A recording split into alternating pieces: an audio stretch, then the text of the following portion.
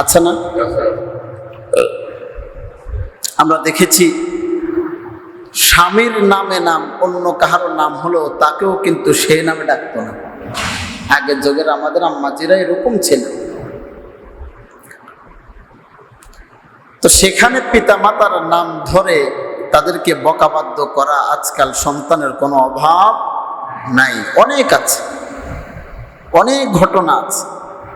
এই জন্য রাসূল বলেছেন, তোমরা তোমাদের পিতা মাতার নাম ধরে ডেকিও না, আর তার আগে আগে কখনো চলিও না। তার আগে আগে চলিও না, এই কথার কিছু অর্থ আছে। এক নাম্বার অর্থ হলো, হাঁটা চলার সময় আপনি যদি কাউকে সম্মান করেন তাহলে তার সামনে কখনো আপনি হাঁটেন না, তার পিছনে থাকার চেষ্টা করেন। নেতা পিছনে থাকে না সামনে থাকে? নেতাকে আমরা সম্মান করি, শ্রদ্ধা করি, নেতা আমাদের সামনে থাকে, আমরা পিছনে থাকি। এই হলো বাহ্যিক অর্থ। আরেকটা অর্থ হলো, পিতা মাতা মানে যেটা বুঝেছে, তোমরা বলিও না যে আপনি কি বুঝেন, আপনার চাইতে আমি অনেক বেশি বুঝি। আছে না? আগ বাড়িয়ে কথা বলা।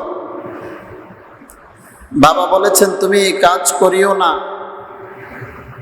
সন্তান বলে আপনি কি বুঝবেন এগুলা? কি বর্তমান সমাজে এগুলো নাই? আছে। হাদিসের আরেকটা অর্থ হলো এটা, তোমরা পিতামাতার উপরে কথা বলিও না, আগ বাড়িয়ে চলিও না, মানে হলো তাদের উপরে তোমরা কথা বলিও না। 3 নাম্বার বলেছেন, তোমরা তাদের আগে বসিও না। কোন জায়গায় বাবা গিয়েছে, সন্তান গিয়েছে, সন্তান এলাকার মেম্বার, এখন সন্তান সেখানে ভালো একটা স্থান পেয়েছে,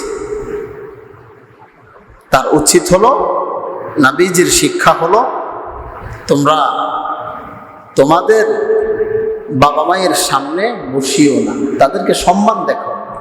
মানে সবগুলা কথার সমষ্টি হলো, তোমরা তোমাদের বাবা মাকে কি করো? সম্মান করো।